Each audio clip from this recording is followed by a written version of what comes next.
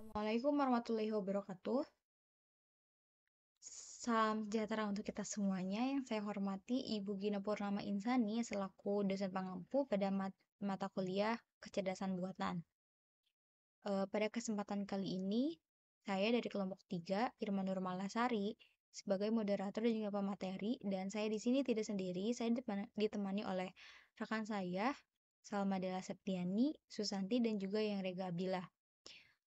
Pada kesempatan kali ini, kami akan membahas mengenai analisis studi kasus tentang sistem pakar di bidang otomotif dan juga bidang keuangan.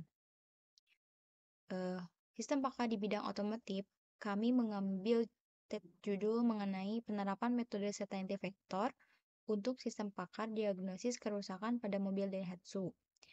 Materi di bidang otomotif ini akan dibahas lebih lanjut oleh saya sendiri, Irma Nurmalasari, dan rekan saya, Salma Della Septiani.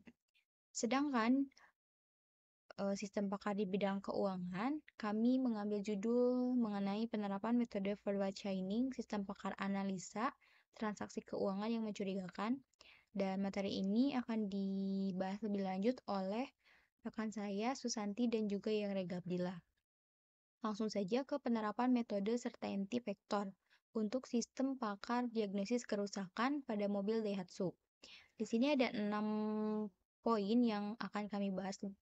Yang pertama, akuisisi pengetahuan, yang kedua, basis pengetahuan, yang ketiga, mesin inferensi, yang keempat, memori kerja, yang kelima, tampilan pemakai, dan yang terakhir, pengujian dan juga evaluasi. Yang pertama, akuisisi pengetahuan. Di akuisisi pengetahuan ini, di mana tim pengembang ini akan melakukan survei maupun interaksi dengan pakar di bidang mekanik otomotif yang berpengalaman dalam memperbaiki mobil Daihatsu.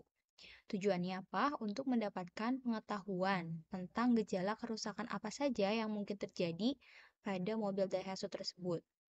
Lalu yang kedua, basis pengetahuan. Di basis pengetahuan ini, data yang diperoleh dari hasil survei ataupun interaksi dengan pakar mekanik otomotif akan diorganisir dalam bentuk basis pengetahuan, di mana setiap gejala kerusakan yang dimiliki akan mencantumkan penyebab yang mungkin dan tingkat kepercayaan pakar terhadap aturan tersebut.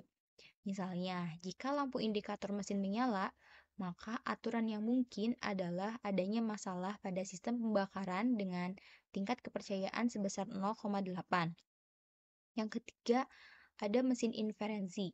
Nah, di mesin inferensi ini menggunakan aturan-aturan yang ada dalam basis pengetahuan. Tujuannya untuk membuat simpulan tentang diagnosis apa saja, lalu kerusakan apa saja pada mobil Daihatsu tersebut. Nah, dengan menggunakan aturan-aturan tersebut dan menggabungkan dengan data masukan dari pengguna, mesin inferensi akan menghasilkan diagnosis kerusakan yang mungkin beserta tingkat kepercayaannya. Nah, di bawah ini ada diagram sistem mengenai diagnosis kerusakan yang mungkin beserta tingkat kepercayaannya. Pertama, akan ada input mengenai gejala kerusakan. Lalu, inputan ini akan diproses dengan penelusuran gejala kerusakan dengan metode certainty factor. Lalu, dari hasil proses ini akan menghasilkan output berupa hasil diagnosa kerusakan. Contohnya, jika mobil Daihatsu mengeluarkan suara berdecit saat rem ditekan, maka kemungkinan ada masalah pada sistem remnya. Dan pakar memiliki keyakinan sebesar 0,9 pada aturan tersebut. Nah, ketika pengguna melaporkan gejala ini, sistem akan menghasilkan diagnosis tentang masalah pada sistem rem dengan tingkat keyakinan sebesar 0,9. Dan ini menunjukkan tingkat kepercayaan yang tinggi dari pakar pada diagnosis tersebut. Memori kerja dan tampilan pemakaian. Yang pertama ada memori kerja, yaitu digunakan untuk menyimpan data masukan dari pengguna serta tingkat keyakinan yang terkait dengan setiap gejala dan diagnosis. Saat pengguna memberikan gejala yang dialami oleh mobil Daihatsu, data masukan dan tingkat keyakinan tersebut disimpan dalam memori kerja untuk digunakan oleh mesin inferensi. Yang kedua, ada tampilan pemakaian, yaitu merupakan antarmuka melalui mana pengguna berinteraksi dengan sistem. Pengguna memberikan gejala kerusakan yang dialami oleh mobil Daihatsu, dan sistem menampilkan diagnosis yang dihasilkan beserta tingkat keyakinan yang terkait. Ini membantu pengguna untuk memahami seberapa yakin sistem dalam diagnosis. Selanjutnya ada pengujian dan evaluasi, yaitu sistem pakar diuji menggunakan data masukan yang bervariasi untuk memastikan bahwa diagnosis yang dihasilkan konsisten dan akurat. Pengujian ini melibatkan pengguna kasus uji atau simulasi gejala kerusakan yang berbeda untuk mengevaluasi kinerja sistem. Baik, untuk selanjutnya yaitu ada penerapan metode forward scanning, sistem pakar analisa transaksi keuangan mencurigakan. Yang pertama yaitu ada akuisisi pengetahuan, basis pengetahuan, mesin inferensi, memori kerja, tampilan pemakai, pengujian dan evaluasi. Nah, akuisisi pengetahuan. Apa sih akuisisi pengetahuan itu? Jadi, akuisisi pengetahuan itu merupakan tim pengembangan berinteraksi dengan pakar keuangan atau yang sering kita sebut dengan auditor yang berpengalaman dalam mendeteksi transaksi keuangan mencurigakan. Jadi, mereka ini mengumpulkan pengetahuan tentang indikator-indikator yang menandakan adanya transaksi mencurigakan. Contohnya, ada pola pembayaran yang tidak biasa dan transaksi besar yang tidak sesuai dengan pola historis. Lalu yang kedua ada basis pengetahuan. Basis pengetahuan ini merupakan data yang diperoleh dari interaksi dengan pakar keuangan diorganisir dalam bentuk basis pengetahuan. Jadi, setiap indikator transaksi mencurigakan ini memiliki aturan yang terkait yang mencantumkan penyebab yang mungkin dan tingkat kepercayaan pakar terhadap aturan tersebut. Misalnya, jika terdapat serangkaian pembayaran ke rekening luar negeri tanpa alasan yang jelas, maka aturan itu memungkinkan pencucian uang dengan tingkat kepercayaan sebesar 0,9. Assalamualaikum warahmatullahi wabarakatuh. Nama saya Rega Abdillah. Saya akan melanjutkan presentasi yang sudah dibawakan sebelumnya oleh teman saya.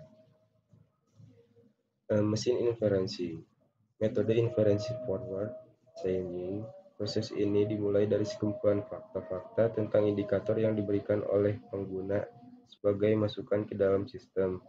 Selanjutnya dilakukan perhitungan hingga tujuan akhir berupa kesimpulan dari fakta yang dihasilkan. Pengumpulan fakta dimulai ketika user menjawab pertanyaan mengenai indikator yang diberikan oleh sistem pakar. User dapat memilih jawabannya atau tidak atas pertanyaan yang diberikan. Mesin inferensi menggunakan aturan-aturan dalam basis pengetahuan untuk membuat kesimpulan tentang apakah suatu transaksi dianggap mencurigakan atau tidak.